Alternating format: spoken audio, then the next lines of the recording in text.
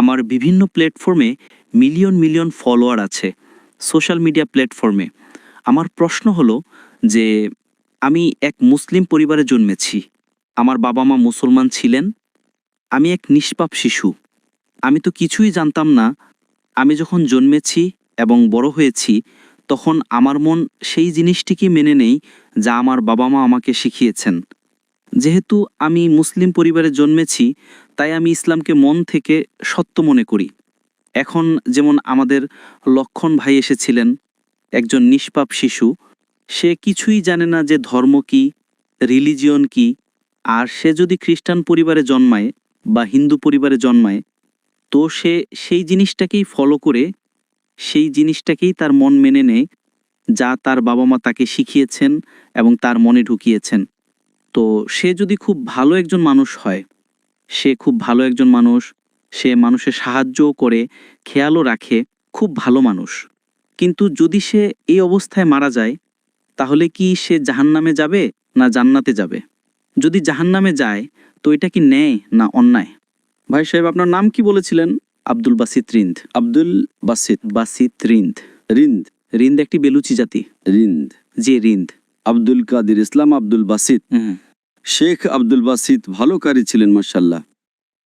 ভাই আব্দুল বাসিত খুব ভালো প্রশ্ন করেছেন। বলেছেন, আমি মুসলিম পরিবারে জন্মেছি, আমার বাবা মা মুসলমান ছিলেন, আলহামদুলিল্লাহ আছেন। না, আপনি ছিলেন বলেছেন, কিন্তু ভুল হয়ে গেছে। মুসলমান আছেন, যা তারা শিখিয়েছেন আমি কবুল করেছি। আমার লক্ষণ ভাই হিন্দু ছিলেন, হিন্দু হয়ে গেছেন। আব্দুল বাসিত বলেছেন, যা আমার বাবা মা বলেছেন আমি মেনে নিয়েছি। আব্দুল বাসিত সাহেব, যদি আপনার বাবা মা আজ বলেন 2 আর 2 5, আপনি মানবেন? মানব না। তো এই বলা যে যা বাবা মা বলেছেন আমি মেনে নিয়েছি, সঠিক নয়। যখন আপনি শিশু ছিলেন, তখন হয়তো মেনে নিতেন। ঠিক 2 বছর বয়সে মা বললেন 2 আর 2 5, তখন আপনি হ্যাঁ বলবেন, ঠিক কিনা? আজ বললে কি আপনি মানবেন? মানব না। Very good. তো ইসলামের এই কথা আল্লাহ রাসূল সাল্লাল্লাহু আলাইহি সাল্লাম বলেন যে যতক্ষণ শিশু প্রাপ্তবয়স্ক না হয়, ততক্ষণ তাদের উপর কলম লেখা হয় না, অর্থাৎ সে নিষ্পাপ।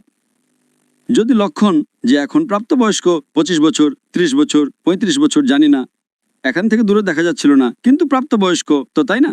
যদি কোনো অমুসলিম হিন্দু পরিবারে জন্মায় বা খ্রিস্টান পরিবারে জন্মায় এবং প্রাপ্তবয়স্ক হওয়ার আগে 10 বছর বয়সে বা 8 বছর বয়সে তার মৃত্যু হয়ে যায়, তাহলে সে জাহান্নামে যাবে না, কারণ সে নিষ্পাপ। আপনি বুঝছেন? হ্যাঁ। কিন্তু একজন মানুষ যখন প্রাপ্তবয়স্ক হয়ে যায়, তখন সে দায়ী। বাবা মাকে দোষী করা যাবে না। আজকের তারিখে আমি আপনাকে জিজ্ঞেস করেছি, আপনার বাবা মা বলবেন 2 আর 2 5, আপনি মানবেন? আপনি বলেছেন না। তার মানে আজ আপনার বাবা, আপনার মাতা যদি কোনো ভুল কথা বলেন, আপনার জ্ঞান বুদ্ধি এসেছে, আপনি কিছু কিছু ক্ষেত্রে ভুল জিনিসটা মেনে নেবেন, কিন্তু বেশিরভাগ ভুল জিনিসটাই মানবেন না।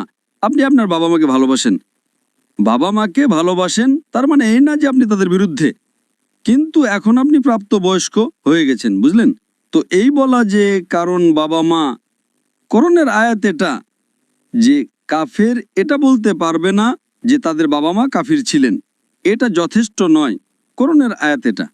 তো তার মানে যদি শৈশবে কোনো শিশুর ইন্তেকাল হয়ে যায়, সে মুসলিম পরিবার থেকেও হোক বা অমুসলিম পরিবার থেকেও, যদি প্রাপ্তবয়স্ক না হয়, তো কলম তাদের উপর চলে না, তারা জাহান্নামে যাবে না। কাফের একবার প্রাপ্তবয়স্ক হয়ে গেলে তাদের জ্ঞান হয়ে যায়, তারপরে। এই জন্য আল্লাহ রাসূল সাল্লাল্লাহু আলাইহি ওয়াসাল্লাম বলেন যে প্রত্যেকটি শিশু দিনে